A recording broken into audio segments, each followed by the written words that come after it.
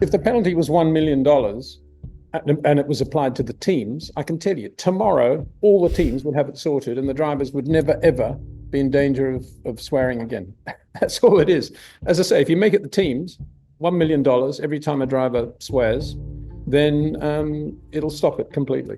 Do you try then to develop your own flexi wing, or do you put a lot of pressure on the FIA to get the regulations changed and fight it through the FIA? And obviously you keep a foot in both options, but actually trying to come up with your own flexi wing in a hurry, it's not easy. If you're Max Verstappen, for some say soon to be 5-time World Drivers' Champion, would you take that deal that Lawrence Stroll's offering him, $1 billion to sign now for the rest of your F1 career?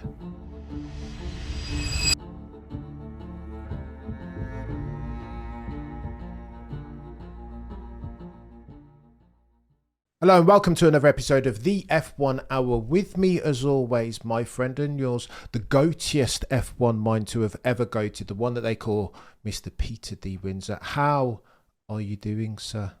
I'm doing very well, Cam. You got to stop all that goat business. I'm definitely not. So there you go. Let's just settle that once and for all. But anyway, apart from that, I'm fine. Lovely day here in Spain. So yeah, just getting towards the spring now, aren't we? Almost, just about. I think, Mr. Windsor, you error. So early on in the podcast, what we need to cut out is the latter, not the former. All of this talking about sunny Spain, it makes me feel sad, since outside in the UK is so dreary. You know what I mean? But go on. Spain's a great country. It's a great country these days. I mean, in so many ways. And yeah, I've just got back from the Monte Carlo rally, drove up there from Spain, easy drive, and had lots of fun in the mountains and hung out with the boys. And it was just great, you know, and we're going to do some more of that. Just great. Wonderful to see some very skillful driving on display, I must say. So, Mr. Windsor, I'm not jealous at all, not in the slightest. Let's talk about some F1-age, because there's a couple of things that have happened. First topic on the docket, Johnny Herbert terminated as far as his services with the FIA as a steward. Many F1 aficionados are saying it was in no small part due to some of the comments that he'd made on Max Verstappen's very unique style of driving, aggressive wheel-to-wheel pugilism. What do you make of that, Peter? Were they right to terminate Johnny Herbert as a steward? I don't know. There's so many areas to that, aren't there? I think one, the drivers having the principle of having a driver as one of the stewards is a good one, but you got to be quite selective in who you go for, quite obviously. B, I think they need to be paid a bit more than they're getting. I mean, because the reason it is all a bit scratchy is because, as far as I know, they just basically get expenses paid, quite nice expenses, but it's, you know, most of these guys are pretty high earners, and in theory, their time is quite valuable. So if you want to have them doing something properly in a very professional way, you got to pay them. And in my opinion, and if Johnny is out there doing other stuff, whether it be, I don't know, TV or punditry for betting companies or whatever it is, then, you know, he can't mix that, I don't think, with being a steward. That's pretty clear. And I'm surprised the FIA don't make that one of the requirements the minute they engage a driver anyway to play a stewardship role, because, you know, you've got to be down the middle, you've got to be objective, and you've got to be very au fait with the rule book.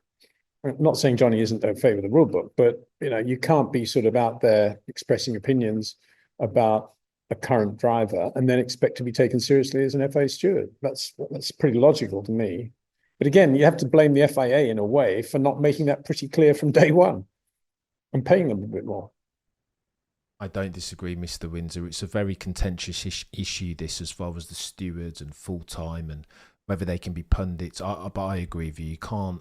You can't wear two caps as an adjudicator, right? You've either got to be umpire or pundit. You can't be both at the same time. I think, like you said, objective stewardship is mutually exclusive, a completely different entity from punditry. And I think he's made his tenure now becomes untenable by dint of the fact that he's talked so often and frequently and been getting paid for it. Let me ask you something else, Mr. Well, Windsor.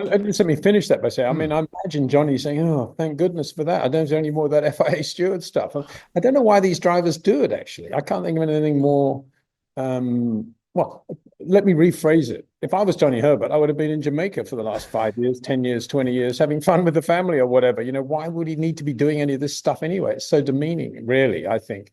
And the same goes for all these ex-F1 drivers doing TV and stuff. Why don't they go and do some other things, you know, run the country, take on President Trump or whatever, you know, do something responsible. Anyway, Don't disagree. Go on, let's talk about expletive stuff, because the FIA have also in the past couple of weeks revised their rules, saying that they're gonna clamp down on drivers that are using colourful language.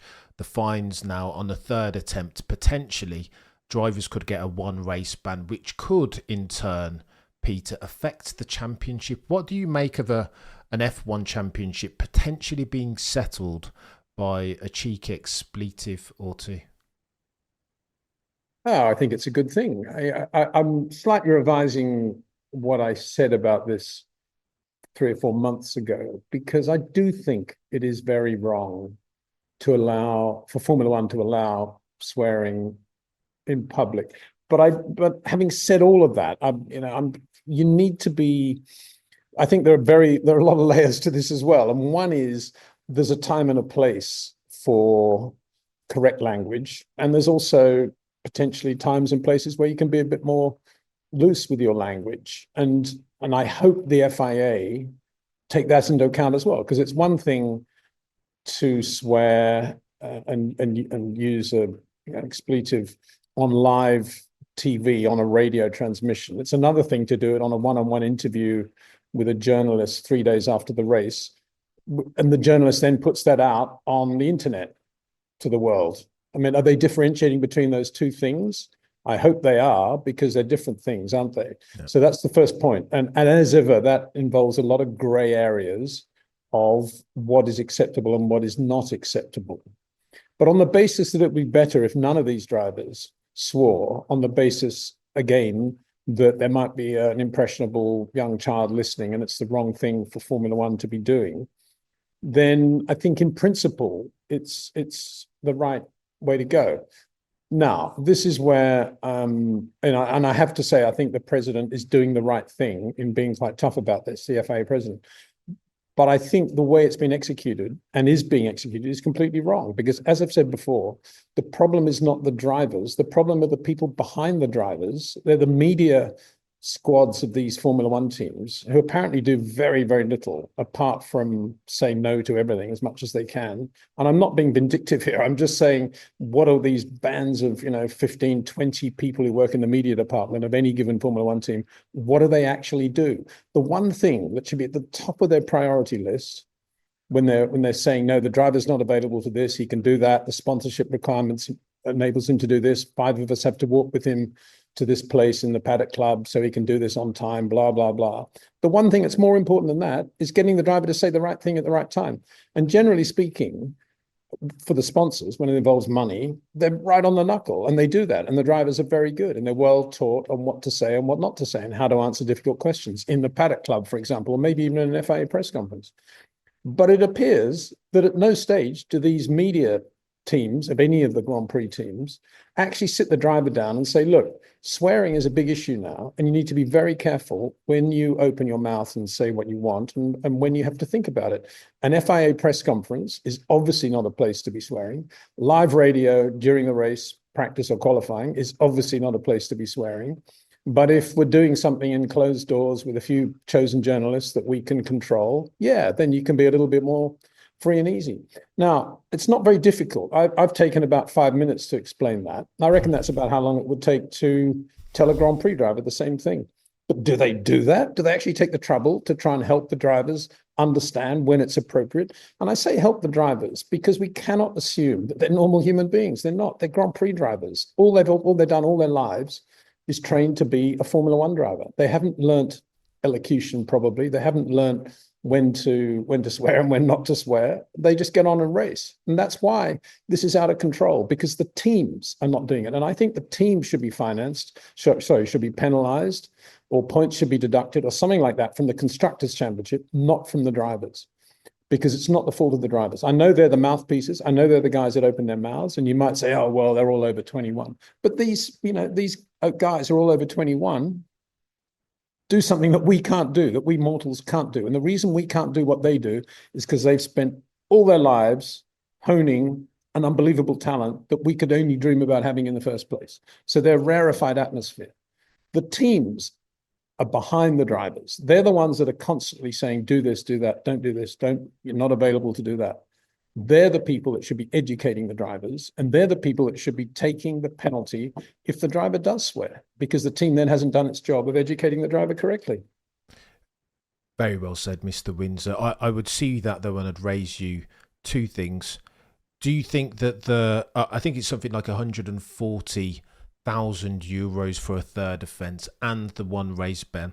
Do you think that the penalty is commensurate for the crime of dropping a cheeky F-bomb or whichever expletive you want? Well, I'll tell you this, if the penalty was $1 million and it was applied to the teams, I can tell you, tomorrow, all the teams would have it sorted and the drivers would never, ever be in danger of swearing again.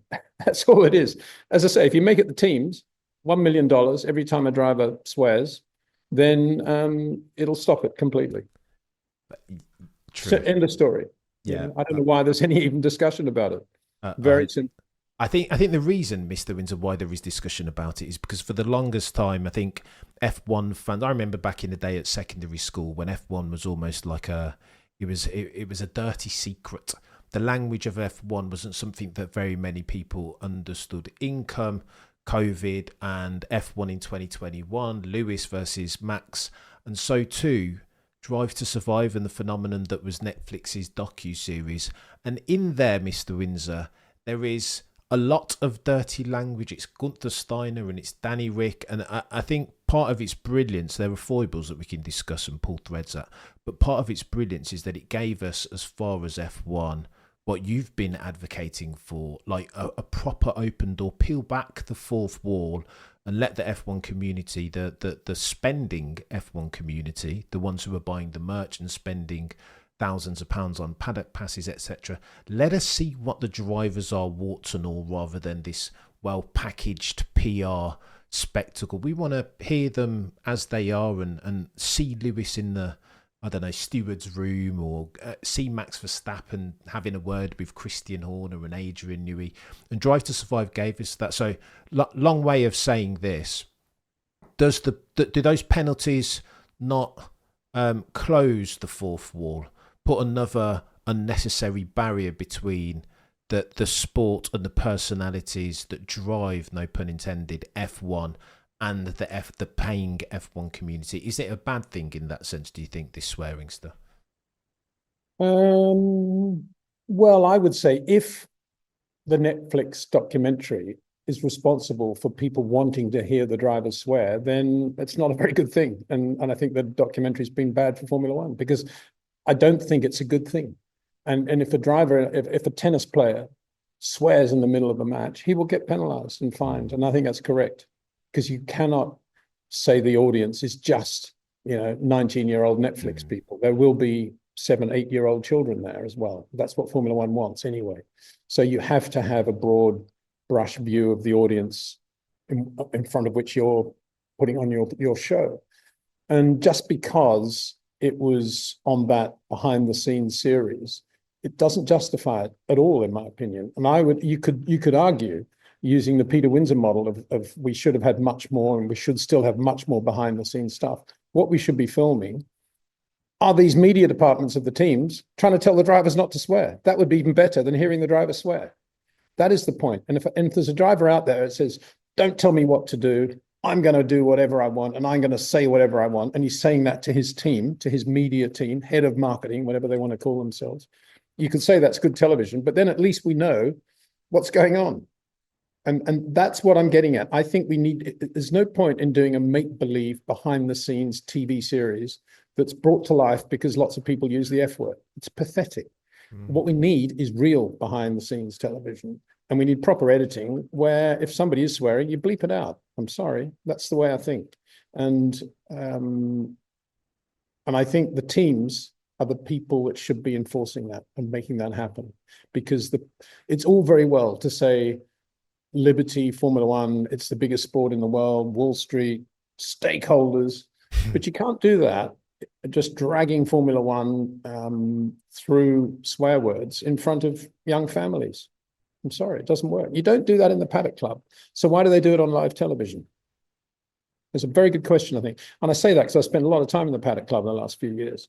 And no Formula One driver, when he comes in, seeing all those guys with their expensive watches and their nice suits, all the people that he's waving to and signing autographs for in the Paddock Club, but they're all paying probably $5,000 a ticket or whatever. They never swear. Interesting, eh? Very interesting, Mr. Windsor. Segues very nicely onto talk about Aston Martin and this 1 billion contract that rumour dictates they're prepared to offer Maximilian Verstappen between now and the rest of his F1 career.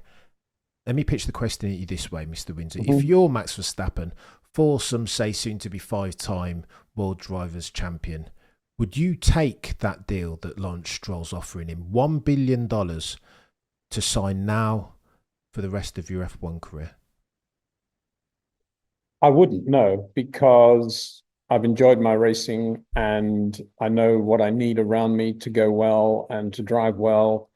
And I like the atmosphere that I create around myself. And I wouldn't want to go to a team where, quite obviously, it's a very difficult, stressful atmosphere, as per a lot of the people who have been there and then left. So, no, I wouldn't.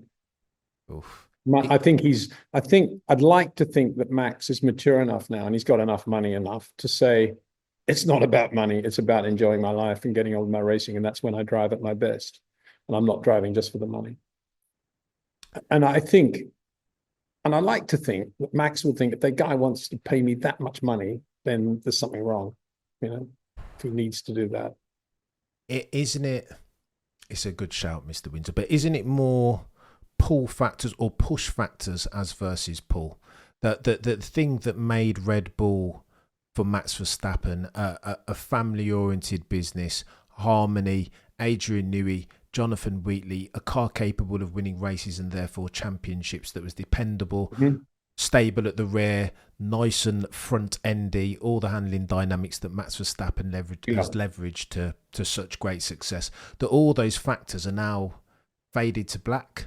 Now, Peter, Jonathan. Well, they may be, they may not be, but that's a different question. If Adrian Newey was saying to Max, look, Max, I'm going to be in this, I love it here. I'm going to be in it for the next 10 years. I can tell you now, we're going to win a lot of races. If you want to join us, we're going to win a lot of races, a lot of championships. Let's go. If I was Max, I'd probably do it. But the first question was about would I do it for the $1 billion to work for Lawrence Stroll? Two different things. And also, don't forget, if you took the first one, the 1 billion and the Lawrence Stroll, there's no guarantee Adrian's going to be there for the next decade. It's a good shout. Getting any younger. Yeah. So, I would, and taking the option 2, which is Adrian ringing me up and going out for dinner in the local pizza joint, I would say, yeah, okay, let's do it. I love racing with you, Adrian. A couple of years, let's go. You're not going to be in it for too much longer, I know. And he'd do it for that reason. Yeah, exactly right. He'd do it for the Jonathan Wheatley, Adrian Newey reason, not the Jonathan's there, of course. Not for the money. That's the point I'm making. Because I think Max is bright enough and been around long enough to know that that's the way to do it, to go motor racing, is with the right people. That's distinct from huge, ridiculous sums of money, which inevitably always end in tears. Oh, Mr. Windsor, dropping the gospel as per usual. Well, not really. I'm just... as you know, I don't believe big is better. I don't think money improves things. And I don't think that looking after the stakeholders is the number one priority in Formula One. I've said that a million times. So, I'm always going to say the same thing, aren't I? Fair cop on all counts, methinks. Let me ask you about Lewis Hamilton again. Second week last week in the red car with the yellow badge and the black prancing course atop. What did you make about that? Because again, split the community. Some people said, well, he's crashed again, sector 3. This is Lewis Hamilton's mistakes that he made almost ad infinitum last year, crashing on a hot lap, sector 3. This doesn't bode well. Some say that that's Lewis Hamilton, that he's comfortable with the car and that he's already at one with it, so comfortable, able to push during sector 3. On which side of that fence do you sit, Peter?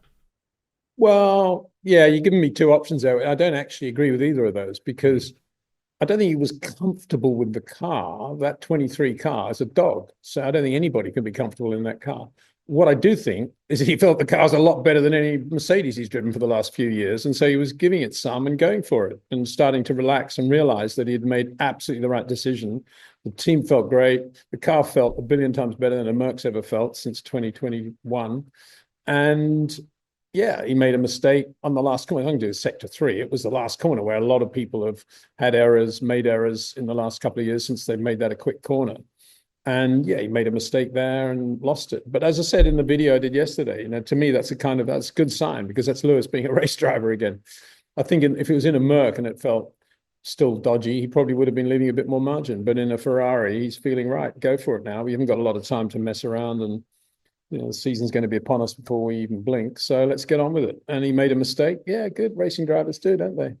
Mistakes. They all make mistakes. So I don't read into it any more than that. Well, what I do read into it is I think it's a very, very good sign for Lewis and anyone who supports Lewis. Peter, what do you make of the marketing furore? The picture that he took on Instagram with the black overcoat and black pinstripe with the Ferrari F40 behind him.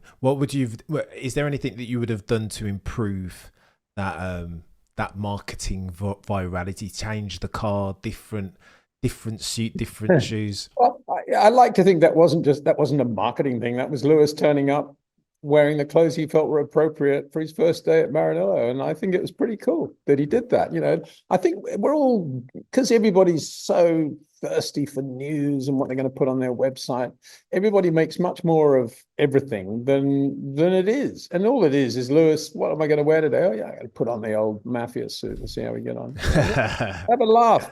And he looked great in it, I thought. Wonderful. I mean, I've never been an F40 fan.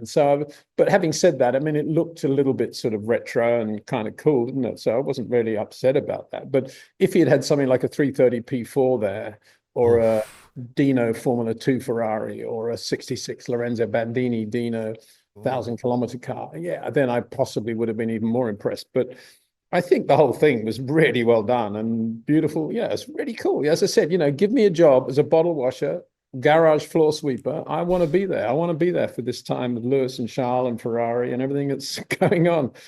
And Lewis will do his own thing, won't he, in terms of how he interprets Italian Ferrari style, if that's the right word, with his clothing and the way he looks. He'll look different every race, probably, and that's good. We look forward to that. I think it was a seminal moment in F1 history. That Instagram picture of him in front of the F40 was liked by 5 million people, Peter. That's the most liked picture ever as far as F1 circumstance on Instagram. I feel like Lewis is a rising tide and he'll float all F1 boats. And I think... Yeah, but I think we need to see that in the context of motor racing in general, though, because we measure everything by modern stats, don't we? In Instagram, the record number of likes. But had Instagram existed in 1938, how many likes would that picture of Tazio Nuvolari walking from his auto union into the paddock area at Donington, wearing the yellow shirt with the Tazio Nuvolari logo, and the little boy down there with the box camera trying to take a picture of him and waving to the crowd? How many likes would that have got on Instagram in 1938? A couple. So, yeah, exactly. So my point is, all these stats are irrelevant because we're only gauging them on modern stuff, and we shouldn't do that.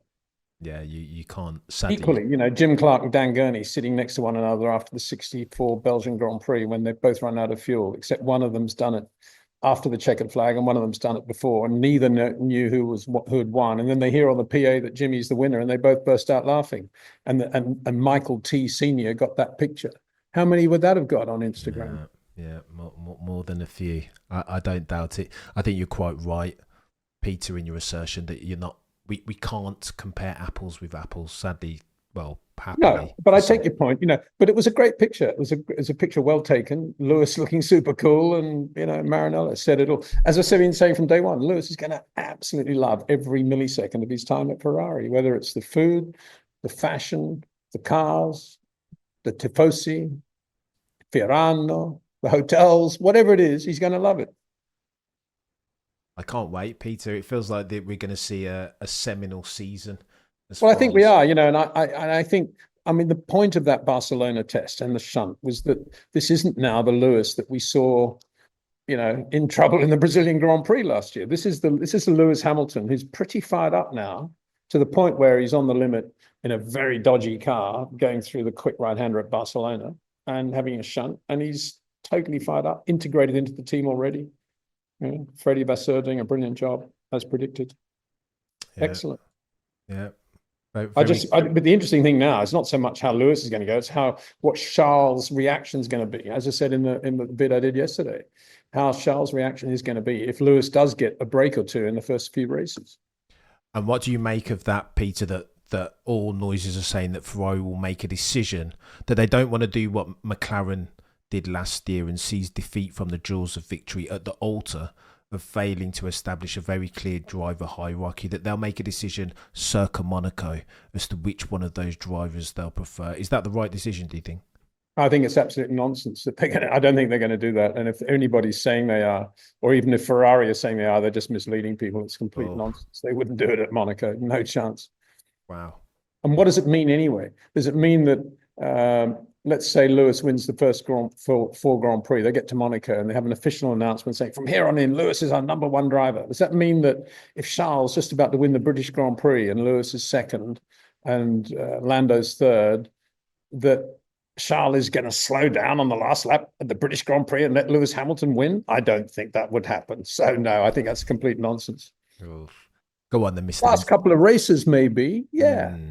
Last couple of races, but not Monaco. No way. Yeah, that's probably a bit too soon.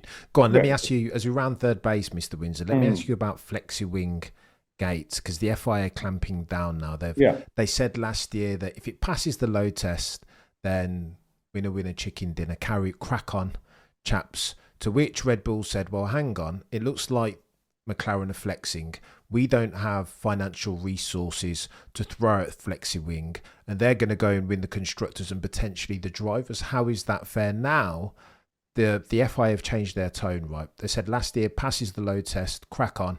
Now they're saying they're amending the load test. The outbound portion of the front wing, the flex margin of error on there previously was 15 millimeters, now it's 13. Inboard portion of the front wing was 5 millimeters, now it's 3. Is that fair, Peter, when these guys have spent most of the off-season trying to develop flexi wings to the tolerance of 2024? Now they've got to adjust they're instituting this rule as at Spanish Grand Prix this year. Have they messed up the timing and not? No, I don't think so. I think most of the teams were on stream with that. Because as I said in the vid yesterday, when you are a Red Bull or a Ferrari or a Mercedes and you know what's going on, you actually, mid-season 24, you have a choice. Do you try then to develop your own flexi wing, or do you put a lot of pressure on the FIA to get the regulations changed and fight it through the FIA? And obviously you keep a foot in both options, but actually trying to come up with your own flexi wing in a hurry is not easy, particularly front wing, I would have thought. And so, and Red Bull would have said, oh, well, we don't have the budget for it. I mean, they do have the budget for it. It's just they don't want to spend it. And the problem with that is that if they did really want to do a McLaren beating flexi wing mid-season, they would, go through their entire budget probably. So they could have done it, but it's much easier for them to say we can't do it, and therefore we're going to put pressure on the FIA, which is now what's happened. And I think Ferrari and Mercedes kind of knew that was going on as well, and they let Red Bull take the lead on that. And yeah, you'd never assume anything with the FIA. So you would always have a door open to building flexi wings around the 24 regs, but you would also be very aware of what the FIA were looking at for 25. And none of this would be a surprise or a shock, in my opinion. So I think they'll all be pretty much on a par by the time they start in Melbourne. It's going to be incredible, Mr. Windsor. Finally, can I get a prediction from you? Drivers and Constructors Championship. I know you don't like to do this normally, Mr. Windsor, and we'll continue talking between now and then. Well, it's a bit early, isn't it, to ask me to do that? They haven't even started testing. So I don't know. I think I think Charles could win the championship. Oof. I'm not going to state the obvious, which is a McLaren driver or possibly Max. I think Charles could. I've got a good feeling about Ferrari. And what I really like about Ferrari is that they didn't just spend the 1 billion that Lawrence Stroll is now offering Max. They didn't spend the 1 billion to get Adrian Newey, and they realized that they've actually got a pretty good team that they can get the best from. And I love that type of organic growth and confidence building that gives you, and full marks to Frederick Vasseur for that. Yeah. So I've got a good feeling about him, and I, it only depends on how Charles is managed, I guess, how he manages his own emotions, and whether or not, if Lewis does get a bit of a run on him early on for whatever reason, whether he can stay calm and let it happen for him in the same way. And I think he's been around long enough to be able to do that. Of course, Lewis is a different animal to anyone else he's ever raced with, so that's an important point to remember. So if I had to go out on a limb, I'd say, if you wanted, decent odds, I'd say Charles probably. Yeah. Maybe. But the fact that it's difficult is great, isn't it? Because we got these 4 or 5 teams, and they're all going to be able to win races this year, I think, in 25. So if that's the case, you could argue that they're all going to be potentially able to win a championship. I mean, there's no way you could rule George Russell out either, I don't think. And you certainly obviously can't rule out Max or one of the 2 McLaren drivers, but I do think Lando's biggest problem is going to be Oscar Piastri. It's not going to be Charles or Lewis or Max. Yeah. And how that gets solved, or it won't get solved, because McLaren have shown that they're incapable of solving that problem.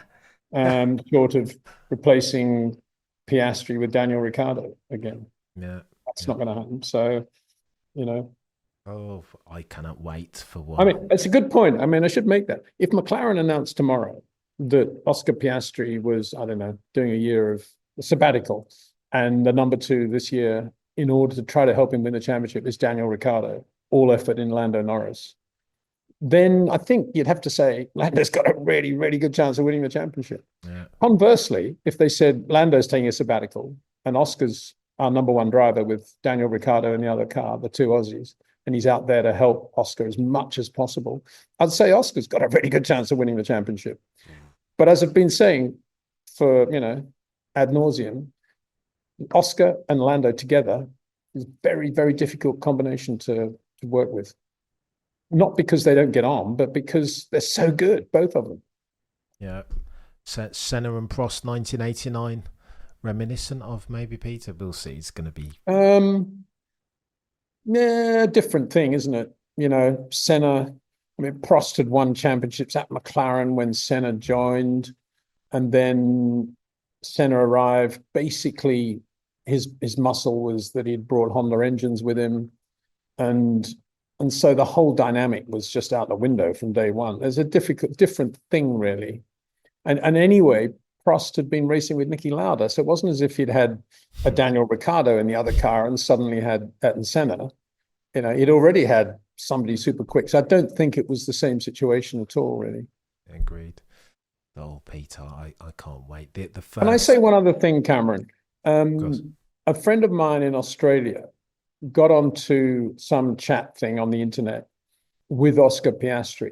I don't know how it happened, but Oscar Piastri got involved and they started chatting. And because he was an Aussie and he was asking intelligent questions and they had something in common, they got online quite well. And this went on for 2 or 3 months, and there was chat about this, chat about that. And then in the end, Oscar said, when you come to England, love to take you around the McLaren factory, do this, do that. And then I don't know what excuse it was, but it was something like, just pay some of the expenses and I'll get the rest of it, send the money here. And as soon as that happened, my mate smelled a rat. And sure enough, the whole thing was AI. It was AI use of the voice. The whole thing was fraud. And I say that because there's going to be so much more of that going on in the world, I think. Certainly in our Formula One world as too. So everybody be very careful of engaging on the internet now with so-called Formula One personalities, because AI is opening the doors to all sorts of drama. I did bring this to the attention of McLaren, and interestingly, got no reply from them whatsoever, no response. Yeah. But I'm sure they're too busy educating their drivers on how not to swear. Oh, Mr. Windsor, you're an absolute legend, sir. Too good as always. If you enjoy Mr. Peter D. Windsor's market-leading insight, the goatist who ever goated, check him out on the YouTube. Peter Windsor is the channel. And then on podcasting platforms, you can see and, listen to Mr. Peter D. Windsor. The Short Corners podcast, as always. Peter, you're a legend. I enjoy these conversations so much, genuinely, and learn so much each and every single time. Peddlers, if you're watching, share, like, comment, subscribe. Between now and next time, as always, remember to look but never stare.